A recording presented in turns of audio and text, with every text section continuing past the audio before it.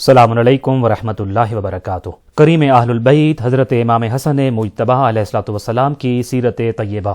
ये एक कच्ची मस्जिद थी जिसमें सुबह व शाम खुदा के अहकाम नाजिल हो रहे थे और नबी करीम सल्लल्लाहु अलैहि वसल्लम वो इस्लामी अहकाम अपने मानने वालों को सुनाते, सिखाते और समझाते थे। लोग आप सल्लल्लाहु अलैहि वसल्लम से सीखी हुई शरीयत की ये बातें कुछ ही देर में अपने घरों में और फिर शहर के हर दरोबाम तक पहुंचा देते। इस शहर में एक घर ऐसा भी था कि जिसके साहिब खाना जब रसूल खुदा सल्लल्लाहु अलैहि वसल्लम की बातें अपने घर वालों को बताने के लिए जाते तो ये जानकर वो हैरतज़दा रह जाते कि उनके घर वाले इन बातों से पहले से बाखबर होते। उन्होंने एक मरतबा अपनी शरीका हयात से इस राज के बारे में पूछा कि आप मेरे आने से पहले कैसे इन सारी बातों से बाखबर हो जाती हैं, हालांकि ये सब कुछ तो अभी खातम रसूल सल्लल्लाहु अलैहि वसल्लम पर नाजिल होता है। दुख्तर रसूल सल्लल्लाहु अलैहि वसल्लम ने अपने सरताज अली अलैहिस्सलाम के जवाब में फरमाया कि ए अली, ये आपके बेटे ही हैं जो अपने नाना पर नाजिल होने वाली वही और अहकाम दीन को आपसे पहले मेरे सामने आकर बयान कर देते हैं। ये जानकर अमीरुल मोमिनीन अलैहिस्सलाम बहुत मसरूर हुए और फैसला किया कि वो घर के किसी कोना में छुप कर देखेंगे कि उनके बेटे इतनी कम सिनी में किस खूबसूरती और तफसील के साथ ये सब बातें अपनी माँ फातिमतुज़ ज़हरा सलामुल्लाह अलैहा को बयान करते हैं। एक दिन उन्होंने ऐसा ही किया और देखा कि उनके बड़े बेटे घर में तशरीफ़ लाए और माँ की आगोश में बैठकर वही सुनाना शुरू कर दी,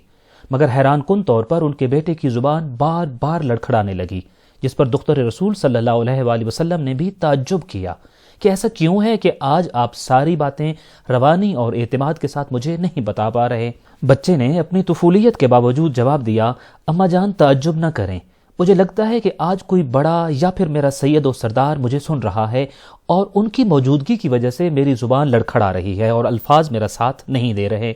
ये हैरान कुन जवाब था, जिसको सुनकर अमीरुल मोमिनीन अलैहिस्सलाम ने दौड़कर अपने बेटे को आगोश में उठा लिया और उन्हें बोसे देने लगे। ये इमाम अली अलैहिस्सलाम के बड़े फर्जंद इमाम हसन मुज्तबा अलैहिस्सलाम थे, जिन्होंने ये बात अपनी माँ से तरबियत में हासिल की थी कि जब भी नेकी या भलाई की कोई बात सीखें तो उसे खुद तक महदूद न रखें, बल्कि अपने अहबाब, घर वालों, अजीज़ व अकारिब और मुआशरे के दीगर तबकात तक भी पहुँचाएँ।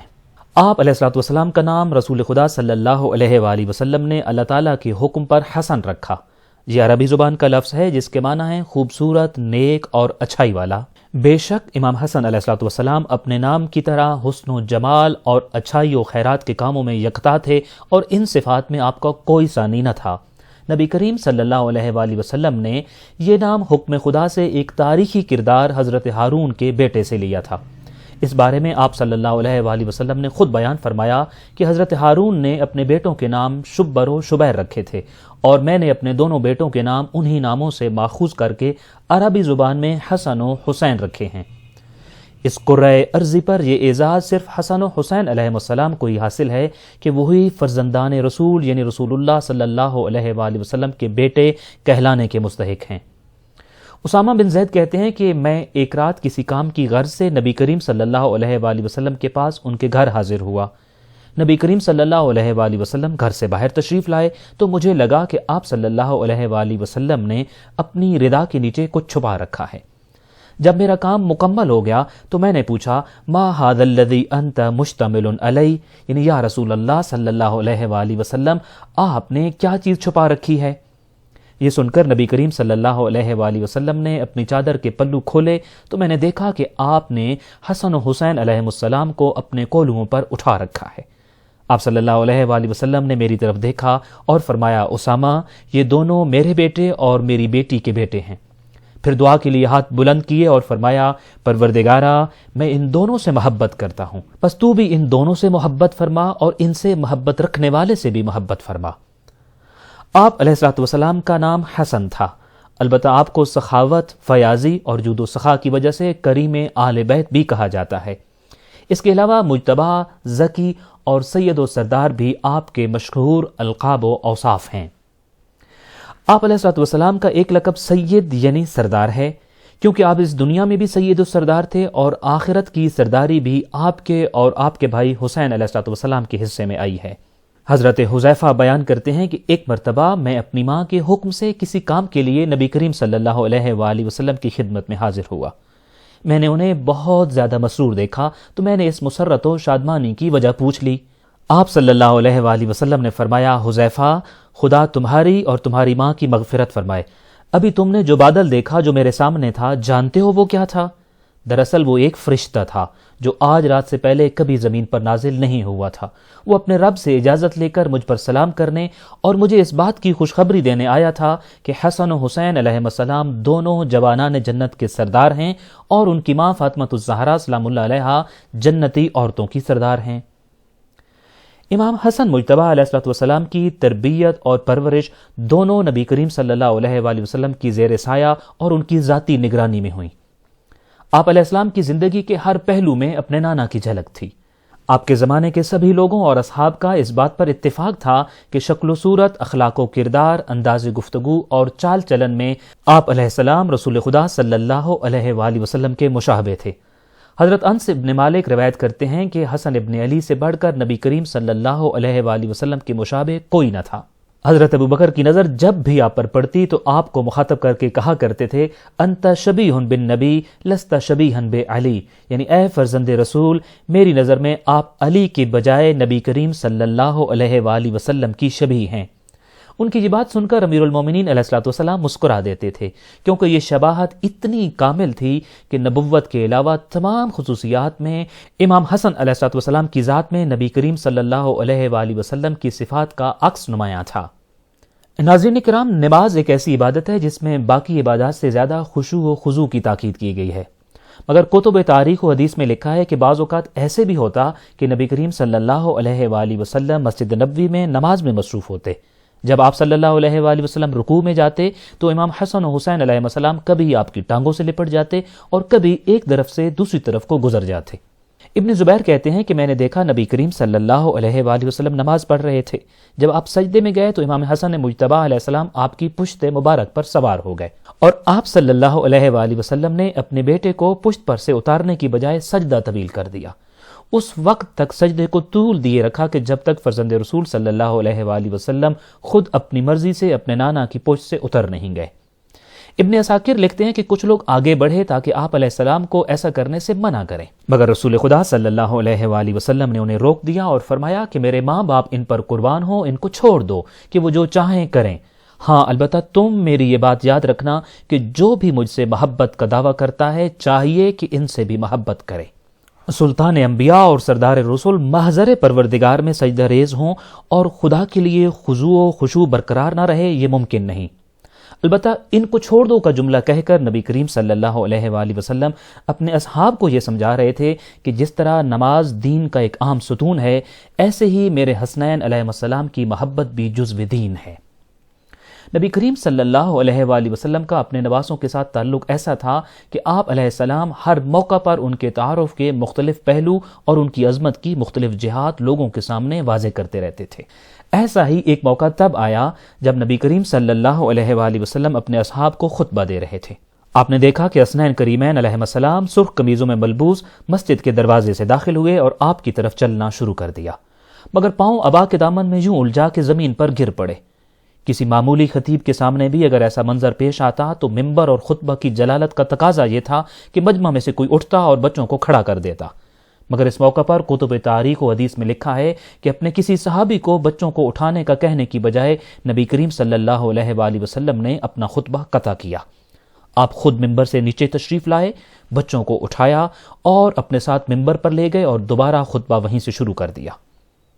حسنین کریمین علیہ السلام کے لیے پہلے سجدہ طویل کر کے اور اب منبر و خطبہ چھوڑ کے نبی کریم صلی اللہ علیہ وآلہ وسلم در حقیقت مسلمانوں کو یہ بتا رہے تھے کہ اللہ تعالیٰ کے دین کی ترویج اور بقائے شریعت محمدی میں ان شہزادوں کی اہمیت اس فریضے سے کم نہیں جس کو میں ان کے آنے سے پہلے انجام دے رہا تھا۔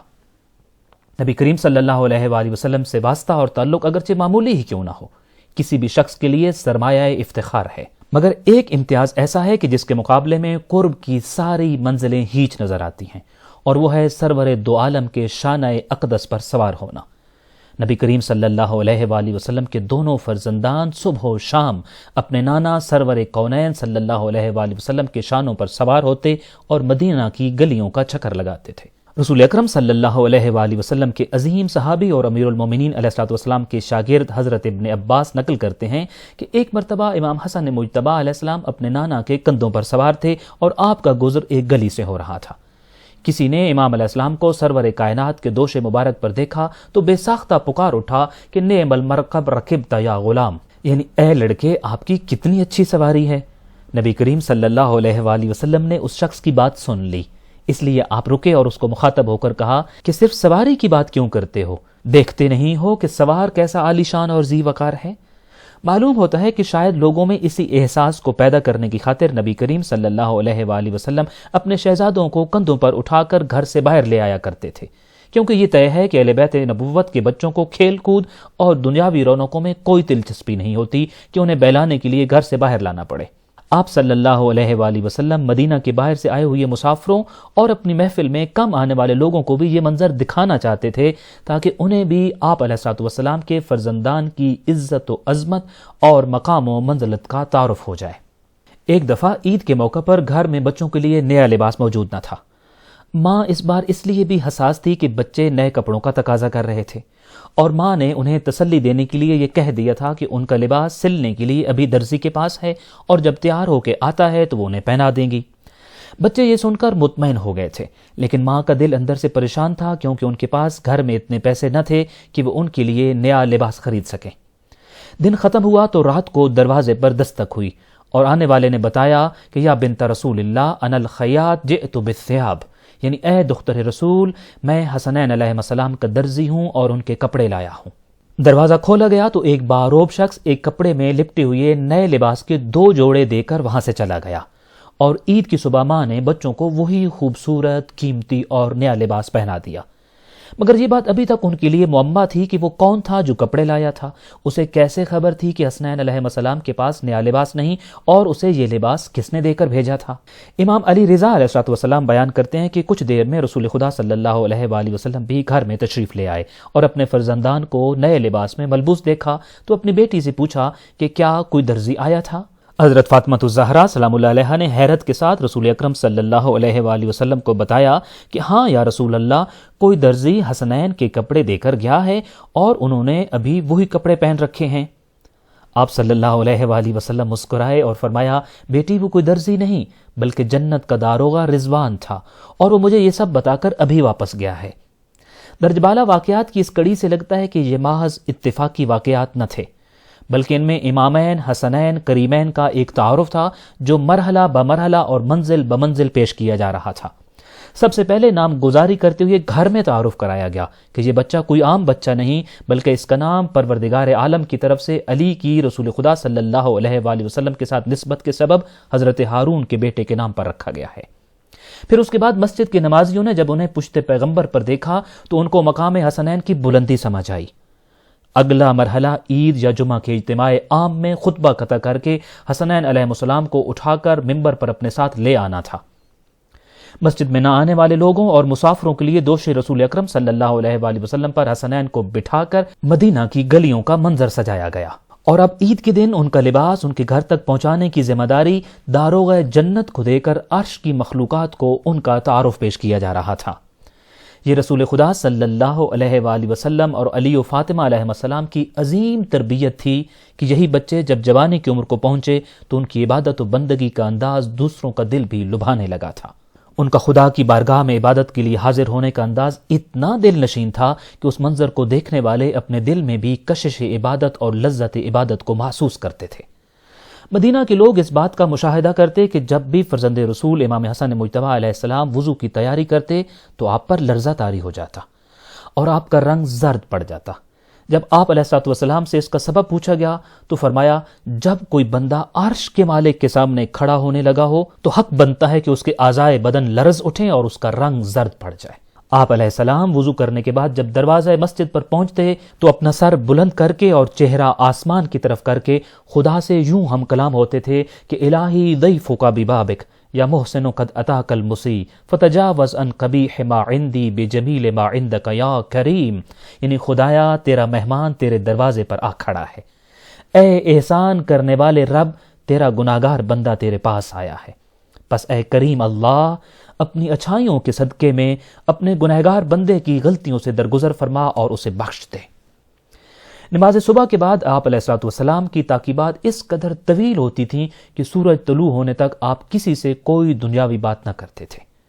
امام زین العابدین علیہ الصلوۃ والسلام بیان کرتے ہیں کہ امام حسن ابن علی اپنے زمانے کے سب سے بڑے عبادت گزار، سب سے بڑے زاہد اور سب سے افضل شخصیت تھے۔ آپ علیہ السلام اکثر موت، قبر، مبعوث ہونے اور قیامت کے دن اٹھائے جانے کو یاد کرتے تو گریہ فرماتے، پل صراط کا تصور فرماتے تو بھی گریہ فرماتے، اور جب اللہ کے حضور پیش ہو جانے کی یاد آتی تو غشی طاری ہو جاتی۔ نماز کے لیے کھڑے ہوتے تو جسم کے اعضاء خوف خدا سے کانپنے لگتے۔ جب جنت و جہنم کا تذکرہ کرتے تو شدید اضطراب کی کیفیت طاری ہو جاتی، اور اسی حال میں خدا سے جنت کا سوال کرتے اور جہنم سے پناہ مانگتے۔ جب بھی قرآن مجید کی کسی آیا میں یا ایھا الذین آمنوا کے الفاظ پڑھتے تو لبیک اللہم لبیک پکار اٹھتے تھے۔ کسی بھی چیز کو جس حال میں بھی دیکھتے اللہ کا ذکر فرماتے۔ آپ بات کرنے میں سب سے زیادہ سچے اور گفتگو میں سب سے زیادہ شیریں کلام اور فصیح زبان تھے۔ امام حسن مجتبی علیہ الصلوۃ والسلام نے 25 حج مدینہ سے بیت اللہ تک پیدل چل کر کیے۔ پیدل چلنے کی وجہ نہ تو غربت تھی اور نہ ہی سواری کی عدم دستیابی، بلکہ آپ علیہ السلام کے قافلے میں اونٹ اور دیگر سواریاں آپ کے ہمراہ ہوتی تھیں، مگر آپ یہ کہتے ہوئے پیدل چل پڑتے تھے کہ مجھے اپنے اللہ سے حیا آتی ہے کہ اس کے گھر کا حج کرنے جاؤں اور اس دوران اپنے قدموں پر نہ چلوں۔ سفر کا بعض حصہ ایسا بھی آتا کہ آپ علیہ السلام اپنے پاؤں سے نالین اتار دیتے اور پا پیادہ حرم خدا کی طرف چلتے رہتے۔ اس دوران ذکر خدا کا ورد آپ کی زبان پر جاری رہتا۔ امام حسن علیہ الصلوۃ والسلام کا پیدل قافلہ جدھر سے اور جہاں سے گزرتا، آپ کے احترام میں حاجیوں کے دیگر قافلوں کے لوگ بھی سواریوں سے اتر پڑتے اور پا پیادہ خانہ خدا کی طرف چلنے لگ پڑتے۔ راوی کہتا ہے کہ میں نے یہ منظر بھی اپنی آنکھوں سے دیکھا کہ آپ کا پا پیادہ قافلہ صحابی رسول سعد ابن وقاص کے پاس سے گزرا تو وہ بھی اپنی سواری سے نیچے اترے اور پیدل چلنے لگ پڑے۔ یہ صرف سفر حج کی بات نہ تھی کہ لوگ آپ کے احترام میں یوں فریفتہ ہوئے جا رہے ہوتے تھے،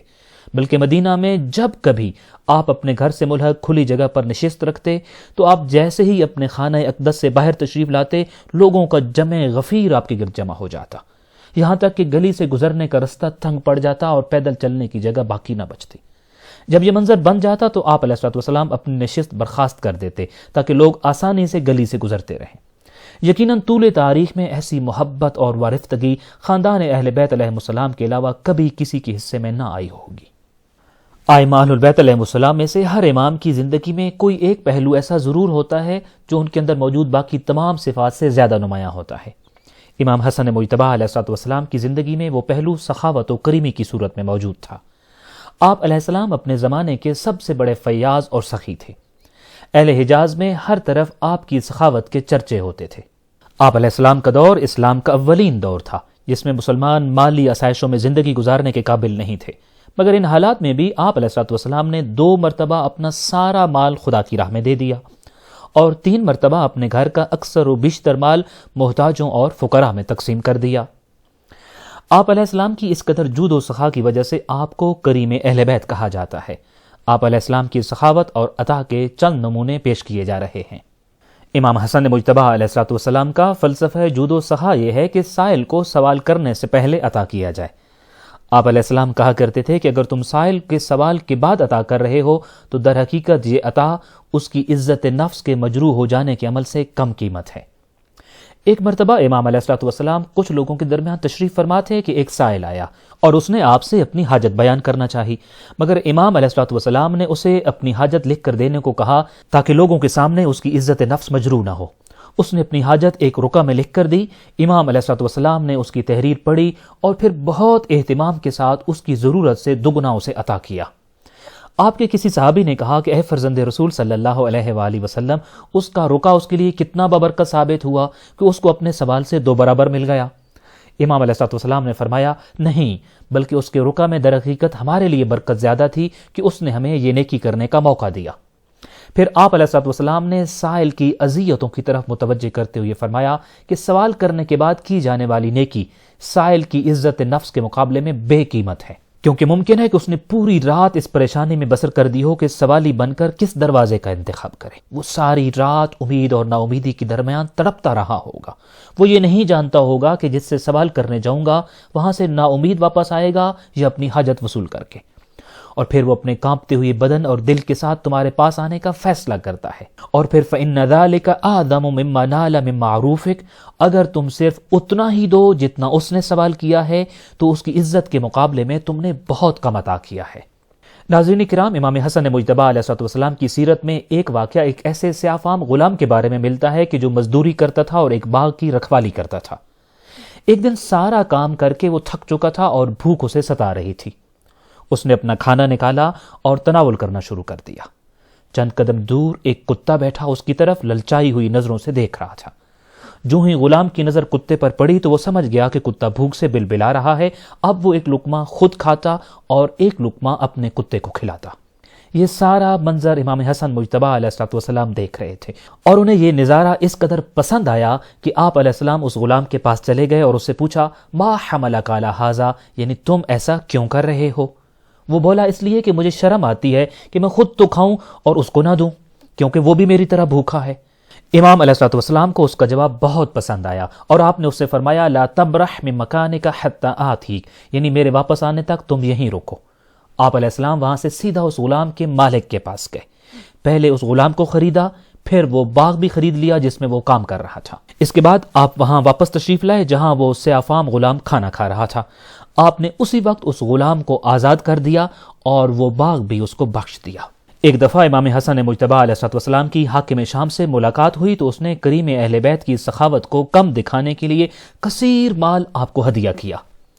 جب آپ علیہ السلام باہر تشریف لانے لگے تو ایک غلام نے آگے بڑھ کر آپ کے جوتے درست کر دیے۔ فیاض باپ کے سخی بیٹے نے حاکم کی طرف سے ایک شہزادے کو ملنے والے سارے تحفے تحائف جوتے سیدھے کرنے والے غلام کو بخش دیے، جس کو دیکھ کر سب حیرت زدہ رہ گئے، اور سب پر واضح ہو گیا کہ فیاضی اور کریمی خانہ نبوت کی ایسی میراث ہے جس میں ان کا کوئی مقابلہ نہیں کر سکتا۔ امام حسن مجتبیٰ علیہ السلام کی طرف سے لوگوں کی اعانت اور حسن سلوک کا یہ عالم تھا کہ بعض اوقات آپ اعتکاف اور طواف جیسی سخت شرائط والی عبادات کو ناتمام چھوڑ کر لوگوں کی حاجت روائی کے لیے چلے جاتے تھے۔ ایک مرتبہ جب حالت اعتکاف میں ایک شخص اپنی حاجت اور ضرورت لے کر آپ کے پاس حاضر ہوا تو آپ یہ کہہ کر اس کے ساتھ چل پڑے کہ لقضاء حاجت اخ لی فی اللہ احب الی من اعتکاف شہر، یعنی بے شک اللہ تعالیٰ کی خوشی کے لیے کسی مومن بھائی کی حاجت کو پورا کرنا مجھے ایک پورا مہینہ اعتکاف میں بیٹھے رہنے سے زیادہ پسند ہے۔ ابو حمزہ صومالی امام زین العابدین علیہ السلام سے روایت کرتے ہیں کہ ایک مرتبہ امام حسن مجتبیٰ علیہ السلام خانہ کعبہ کا طواف کر رہے تھے کہ ایک شخص نے آ کر فریاد کی کہ اے ابو محمد، میری فلاں حاجت کو پورا کرنے کے لیے آپ میرے ہمراہ چلیں۔ آپ علیہ السلام نے اپنا طواف قطع کر دیا اور اس شخص کے ہمراہ چل پڑے۔ جب اس شخص کا سوال پورا کر کے اور اس کا مسئلہ حل کر کے واپس تشریف لائے تو اس سے اناد اور دشمنی رکھنے والا ایک اور شخص آپ کے پاس آیا اور آپ سے کہنے لگا کہ اے امام مجتبیٰ، آپ اپنا طواف ادھورا چھوڑ کر کسی کی حاجت پوری کرنے کے لیے بھلا کیسے جا سکتے ہیں؟ آپ علیہ السلام نے اسے جواب دیا، میں بھلا کیسے نہ جاتا جبکہ میرے پیش نظر نبی کریم صلی اللہ علیہ وآلہ وسلم کی وہ حدیث تھی کہ جس میں آپ صلی اللہ علیہ وآلہ وسلم نے فرمایا تھا کہ جو کوئی بھی مومن کی حاجت روائی کرنے جائے تو اگر تو وہ اس کی حاجت پوری کر لے تو اسے ایک حج اور عمرہ کا ثواب ملتا ہے، لیکن اگر کوشش کرے مگر اس کی حاجت پوری نہ کر سکے تو کوشش کرنے کی وجہ سے اس کو ایک عمرہ کا ثواب ملتا ہے۔ بس میں طواف چھوڑ کر گیا لیکن ایک حج اور عمرہ کا ثواب حاصل کر کے لوٹا ہوں اور دوبارہ سے اپنا طواف بھی انجام دے رہا ہوں۔ ناظرین کرام، کریم اہل بیت علیہ السلام کی سخاوت کا یہ عالم تھا کہ ایک مرتبہ کسی صحابی نے کہا کہ مولا، ہم دیکھتے ہیں کہ آپ کسی ساحل کو خالی ہاتھ نہیں لوٹاتے، جبکہ آپ کی اپنی حالت یہ ہے کہ خود فاقہ سے ہوتے ہیں، آپ اپنی ذات پر بھی اپنے اموال خرچ کیا کریں۔ آپ علیہ السلام نے اسے جواب میں ارشاد فرمایا کہ دو باتیں ہیں، پہلی بات یہ کہ میں خود بارگاہ خدا میں سائل بن کر کھڑا ہوں تو کس حیثیت سے اپنے دروازہ سے کسی سائل کو خالی ہاتھ لوٹا دوں، جبکہ دوسری بات یہ ہے کہ اللہ تعالیٰ نے اپنی بارگاہ سے مجھے عطا کیے رکھنے کی روش اپنا رکھی ہے اور میں نے بھی لوگوں کو دینے کی عادت اپنا لی ہے۔ ڈرتا ہوں کہ جس دن میں نے لوگوں کو عطا کرنے کی اپنی عادت بدل ڈالی کہیں وہ بھی مجھے عطا کرنے والی روش بدل نہ ڈالے۔ امام حسن مجتبی علیہ السلام کا یہ جملہ در حقیقت ایک پیغام کی صورت میں ہے کہ دیکھو، خدا کی راہ میں دیتے رہنا اس کی بارگاہ سے حاصل کرتے رہنے کا ایک وسیلہ ہے۔ ناظرین کرام، امام حسن مجتبی علیہ السلام نے امیر المومنین علیہ السلام کی شہادت کے بعد اپنے بابا کی وصیت اور تمام مسلمانوں بالخصوص اہل مکہ و مدینہ کی بیعت سے خلافت کا منصب سنبھالا، جس کے ساتھ ہی آپ کے خلاف حکومت شام کی سرکشی اور سازشوں کا آغاز ہوا۔ جغرافیائی حساب سے شام کا علاقہ مدینہ و کوفہ سے بہت زیادہ مسافت پر واقع ہے، جس کی وجہ سے ان شہروں کے حقائق اور صحیح خبریں اہل شام تک کم ہی پہنچنے دی جاتی تھیں۔ اس کی وجہ یہ تھی کہ حکومت شام امام علی ابن ابی طالب علیہ السلام اور ان کے فرزندان کے ساتھ ناروا سلوک رکھے ہوئے تھی، اور وہ اپنے مخصوص پروپیگنڈے کے ذریعے وہاں کے لوگوں میں اہل بیت علیہ السلام کی نفرت اور بغض کو پیدا کرنے میں بہت حد تک کامیاب ہو رہی تھی، جس کا نتیجہ یہ نکلا کہ اب وہاں کے لوگوں کی اکثریت خاندان علی کے ساتھ مخاصمت کا رویہ اختیار کر چکی تھی۔ ابن شہر آشوب لکھتے ہیں کہ مدینہ شہر میں ایک دن امام حسن علیہ السلام گھوڑے پر سوار کہیں جا رہے تھے کہ رستے میں ایک شامی شخص سے سامنا ہوا۔ اس نے امام علیہ السلام کو برا بھلا کہنا شروع کر دیا۔ امام علیہ السلام خاموشی سے اس کی ساری باتیں سنتے رہے، کیونکہ آپ جانتے تھے کہ قصور اس کا نہیں، بلکہ اس کے ذہن میں یہ غلیظ سوچ ڈالنے والوں اور اس کی غلط ذہن سازی کرنے والوں کا ہے۔ جب وہ خاموش ہو گیا تو آپ علیہ السلام اس کے پاس گئے، اسے سلام کیا اور مسکراتے ہوئے فرمایا، اے محترم و بزرگ شخص، میرا خیال ہے کہ تم یہاں مسافر ہو اور میں گمان کرتا ہوں کہ تمہیں کوئی غلط فہمی ہوئی ہے۔ اگر تمہیں یہاں ٹھکانہ چاہیے تو ہم تمہیں ٹھکانہ دیں گے، اگر کوئی حاجت ہے تو ہم حاجت پوری کر دیتے ہیں، اور اگر ہماری رہنمائی چاہیے تو اس کے لیے حاضر ہیں۔ اگر تم پر قرض ہے تو ہم اس قرض کو ادا کر دیتے ہیں، اور اگر تم بھوکے ہو تو تمہیں سیر کر دیتے ہیں، اور اگر تم محتاج اور ضرورت مند ہو تو تمہاری احتیاج دور کر دیتے ہیں، اگر تم مفرور ہو تو تمہیں پناہ دے دیتے ہیں، تمہاری کچھ بھی ضرورت ہو ہم اس ضرورت کو پورا کرتے ہیں۔ بلا شک و شبہ ان الفاظ کو پڑھ کر محسوس ہوتا ہے کہ امام کا کلام کلاموں کا امام ہوتا ہے۔ ایک ایسا دشمن جو امام علیہ السلام کو اپنے سامنے دیکھ کر سیخ پا ہو جائے اور مغلظات پر اتر آئے، اس کی باتیں سن کر مسکرا دینا، اس سے ہمدردی کا اظہار کرنا، اس کی پریشانی کو سمجھنا اور اس کے مسئلہ کو حل کرنے کی یقین دہانی کرانا یقیناً امام حسن مجتبی علیہ السلام کی ایک بہترین تبلیغی حکمت عملی تھی۔ اسی لیے جب اس نے امام کا یہ رویہ دیکھا تو بہت شرمسار ہوا اور رونے لگا، اور بے ساختہ یوں کہنے لگا کہ میں گواہی دیتا ہوں کہ آپ زمین پر اللہ کے خلیفہ ہیں، اور خدا ہی بہتر جانتا ہے کہ اپنی رسالت و امامت کو کہاں رکھے۔ اور پھر اس نے ایک عجیب جملہ کہا، وَكُنْتَ أَنْتَ وَأَبُوكَ أَبْغَضُ خَلْقِ اللَّهِ إِلَيَّ، کہ میں جب شام سے جہاں آیا تھا تو میرے نزدیک اللہ کے مخلوق میں سب سے مقبوض ترین شخص آپ اور آپ کے بابا علی تھے، مگر اب میری نظر میں آپ سے بڑھ کر کوئی محبوب نہیں۔ یہ کہہ کر اس نے اپنا سامان سفر امام علیہ السلام کے حوالے کیا اور آپ کے خانہ عصمت کا مہمان بن گیا۔ جب تک مدینہ میں قیام کیا آپ کے گھر رہائش پذیر رہا، اور کچھ عرصہ بعد ان کی محبت کو دل میں بسائے شام واپس لوٹ گیا۔ ناظرین کرام، امام حسن مجتبی علیہ السلام کو اس طرح کے شامیوں سے واسطہ تھا جو ان سے انتہائی درجے کی دشمنی رکھتے تھے، مگر آپ کی شخصیت سے بالکل بے خبر تھے، اور اسی بے خبری کے سبب گمراہ ہوئے پڑے تھے۔ حاکم شام ایسے ہی شامیوں کے لشکر کے ساتھ امام حسن مجتبی علیہ السلام کے مقابل کھڑا تھا۔ آپ کے ہمراہ جو لوگ تھے وہ اگرچہ درست سمت میں کھڑے تھے، مگر وہ حق کے ساتھ اتنی پختگی اور خلوص کے ساتھ نہیں کھڑے تھے جتنے اہل شام گمراہ کن پروپیگنڈے کے سبب بننے والے نظریات پر جان فریفتہ تھے۔ حکومت شام انتہائی چالاک اور شاطر حکومت تھی۔ امام حسن مجتبی علیہ السلام نے اپنے والد امیر المومنین علیہ السلام کی شہادت کے 18 روز بعد جب مسند امامت و خلافت سنبھالی تو حاکم شام خلافت علوی کے زمانے سے بھی زیادہ مضبوط اور مستحکم حکومت بنا چکا تھا۔ امام علی علیہ السلام کی شہادت اور امام حسن کے بطور خلیفہ انتخاب کے درمیانی 3 ہفتہ کے وقت میں اس نے جگہ جگہ اپنی فوجیں متعین کر کے مرکزی حکومت و خلافت کو اندرونی طور پر اور بھی کمزور کر دیا تھا۔ اسی زوم میں اس نے امام حسن علیہ السلام کی بیعت سے انکار کر دیا، بلکہ خفیہ طور پر امام علیہ السلام کو قتل کرانے کی کوششیں بھی کی۔ ساتھ ہی اس نے ایک لشکر تیار کیا اور امام کی نئی بننے والی حکومت کے ساتھ جنگ کرنے کے لیے عراق بھیج دیا۔ امام حسن مجتبی علیہ السلام نے بھی اپنے لوگوں کو جنگ کی تیاری کا حکم دیا، مگر لوگوں نے انتہائی سرد مہری کا مظاہرہ کیا۔ اس کے باوجود امام علیہ السلام کی کوششوں سے ایک بڑا لشکر تیار ہو گیا، اور امام نے انہیں اپنے سپہ سالار حضرت عبداللہ ابن عباس کی قیادت میں لشکر شام کی طرف روانہ کیا۔ آپ خود مدائن کی طرف روانہ ہوئے تاکہ وہاں سے شام کی طرف سے آنے والے فتنے کو زیر کرتے ہوئے اور وہاں سے بھی ایک لشکر تیار کر کے عبداللہ ابن عباس کے ساتھ جا ملیں۔ مگر اس دوران دشمن کے جاسوسوں کے ذریعے پھیلائے گئے پروپیگنڈا، چالوں اور لوگوں کو خریدنے کے لیے پیسے کے استعمال کے علاوہ اپنے لوگوں کی نادانی و سستی اور جہالت سے حالات اس نہج پر پہنچ گئے کہ آپ کو صلح کرنا پڑی تاکہ لوگوں کو قتل عام سے بچایا جا سکے اور امن و امان قائم کیا جا سکے۔ آپ علیہ السلام نے اپنے صلح نامے کی شرائط کے ذریعے حکومت شام کے عزائم کو بھی سب مسلمانوں کے سامنے آشکار کر دیا۔ آپ کی طرف سے صلح نامہ میں درج ذیل شرائط رکھی گئی۔ پہلی شرط یہ تھی کہ حاکم شام کتاب خدا اور سنت رسول صلی اللہ علیہ وآلہ وسلم پر عمل کرنے کا پابند ہوگا۔ دوسری شرط یہ رکھی گئی تھی کہ امیر شام کو اپنے بعد کسی کو خلیفہ نامزد کرنے کا حق نہیں ہوگا، بلکہ یہ امر مسلمانوں کی باہمی مشاورت سے طے کیا جائے گا۔ تیسری شرط میں یہ تھا کہ حجاز، یمن، شام اور عراق میں امن و امان قائم کرنا حاکم شام کی ذمہ داری ہوگی، جبکہ چوتھی شرط یہ تھی کہ اہل بیت نبی صلی اللہ علیہ وآلہ وسلم اور ان کے پیروکاروں کے جان و مال اور عزت و ناموس کی حفاظت حکومت کی ذمہ داری ہوگی اور ان پر کوئی زیادتی نہیں کی جائے گی۔ پانچویں شرط میں یہ یقین دہانی کرائی گئی تھی کہ حاکم شام کے بعد اقتدار اور خلافت حسن ابن علی علیہ السلام کو دی جائے گی اور ان کے خلاف کوئی سازش نہیں کی جائے گی۔ آخری اور چھٹی شرط یہ تھی کہ حکومت شام کی طرف سے امیر المومنین علی ابن ابی طالب علیہ السلام پر سب و شتم کیے جانے کا سلسلہ فی الفور بند کیا جائے گا۔ یہ معاہدہ ربیع الاول یا جمادی الاول 41 ہجری کو طے پایا۔ اس معاہدے کی ساری شرائط سے یہ امر ثابت ہوتا ہے کہ حاکم شام کی طرف سے شریعت مقدسہ کی خلاف ورزیاں جاری تھیں، جن کے مقابل اس صلح نامہ کی صورت میں امام حسن مجتبی علیہ السلام نے بند باندھا۔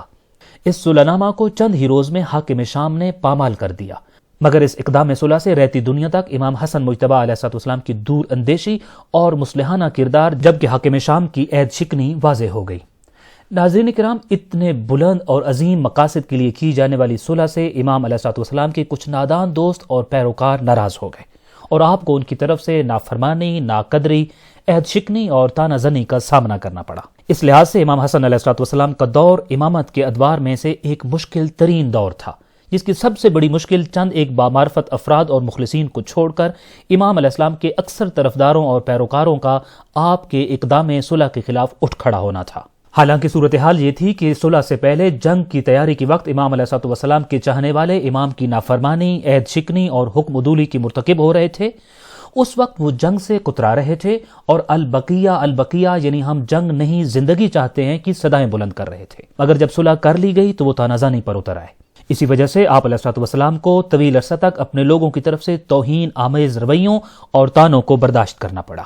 نوبت یہاں تک پہنچ گئی کہ آپ کے قریبی لوگ بھی آپ کو یا مذل المؤمنین و یا مسود الوجوہ یعنی اے مومنین کو ذلت سے دوچار کرنے والے اور ان کے چہرے کو سیاہ کرنے والے کہہ کر مخاطب کرنے لگے۔ امام علیہ السلام جب ان لوگوں کی یہ باتیں سنتے تو ان سے فرماتے لا تعذلونی فإن فیہا مصلحۃ، یعنی ایسے کہہ کر مجھے اذیت اور تکلیف مت دو، کیونکہ اسی کام میں مصلحت ہے جو میں نے انجام دیا ہے۔ امام محمد باقر علیہ السلام فرماتے ہیں کہ صلح امام حسن مجتبی علیہ السلام کے بعد امام کے اصحاب میں سے ایک شخص جس کا نام سفیان ابن لیلہ ہے، امام حسن علیہ السلام سے ملنے کے لیے اپنی سواری پر سوار مدینہ آیا۔ امام اس وقت اپنے گھر میں چادر اوڑھے بیٹھے ہوئے تھے۔ وہ آپ کے پاس گیا اور آپ کو یوں سلام کیا، السلام علیکہ یا مذل المؤمنین، یعنی العیاذ باللہ اے مومنین کو ذلیل کرنے والے حسن ابن علی، آپ پر میرا سلام ہو۔ امام علیہ السلام نے اسے دیکھا تو فرمایا سفیان جلدی نہ کرو اور اپنی سواری سے نیچے اتر آؤ، میں تمہیں سمجھاتا ہوں کہ میں نے کچھ غلط نہیں کیا۔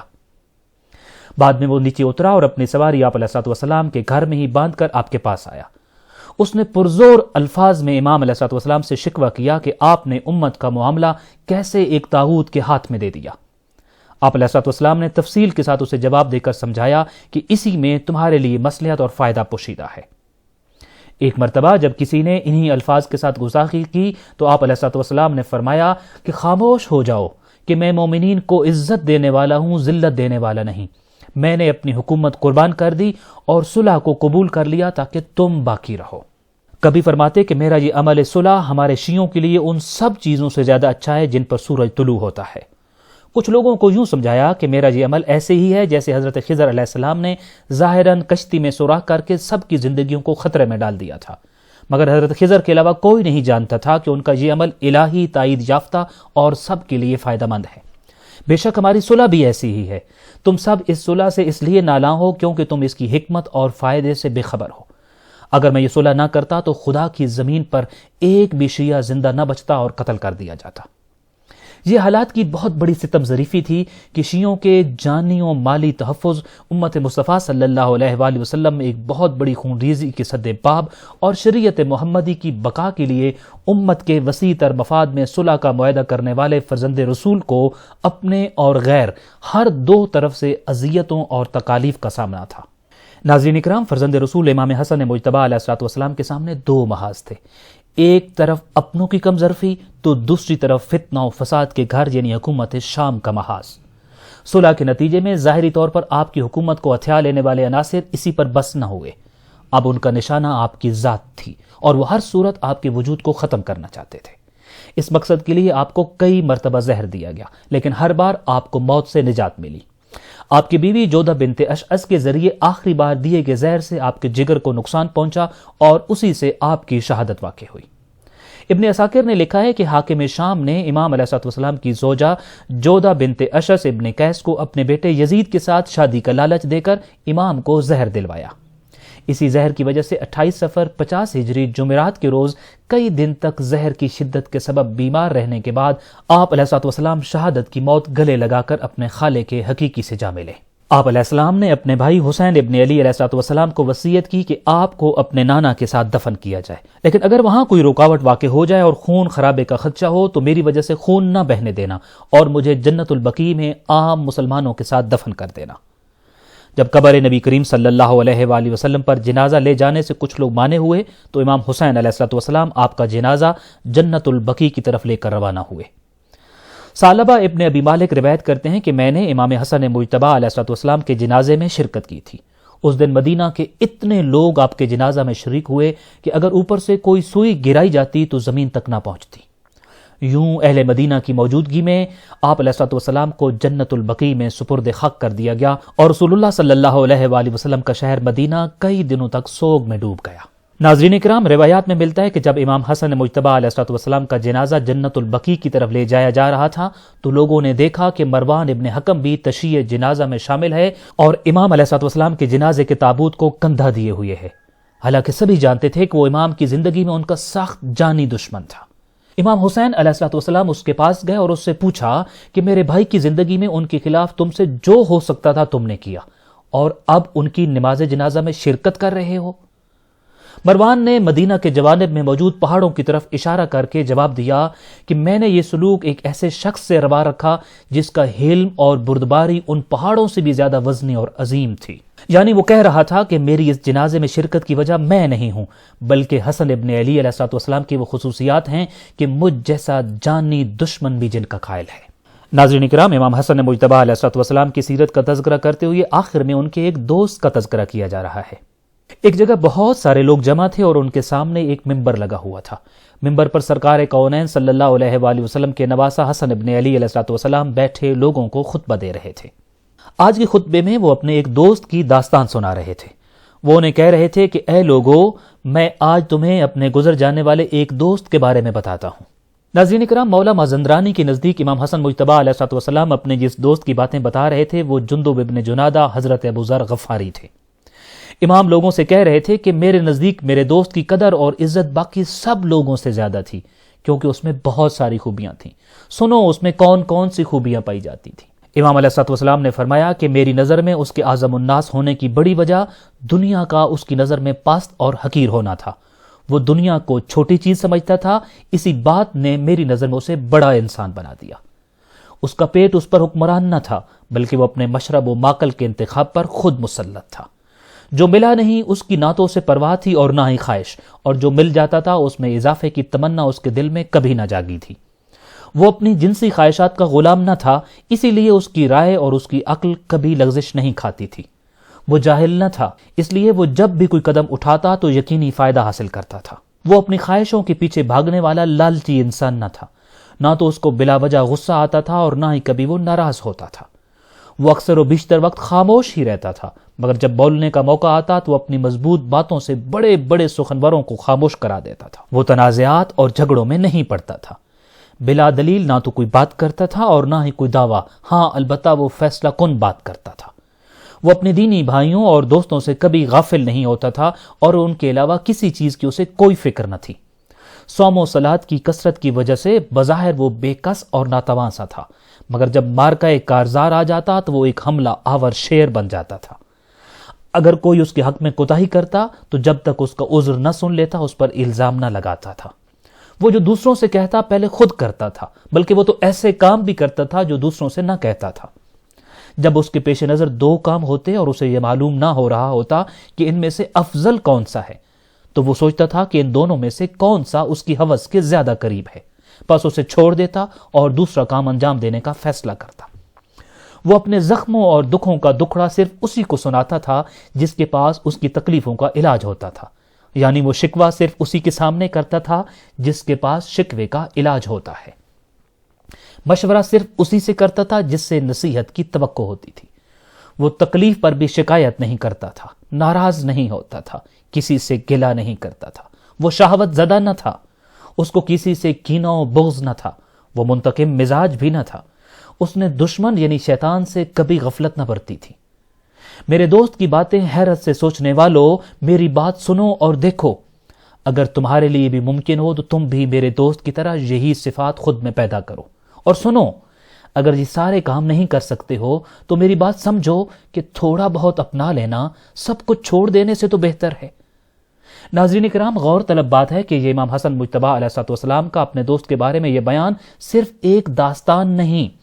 بلکہ اس میں زندگی کا ایک منشور اور دستور پیش کیا گیا ہے کہ اس زندگانی کو بسر کیسے کرنا ہے اور اپنے اندر کون سی خصوصیات کو پیدا کرنا ہے اور کن امور سے اجتناب کرنا ہوگا۔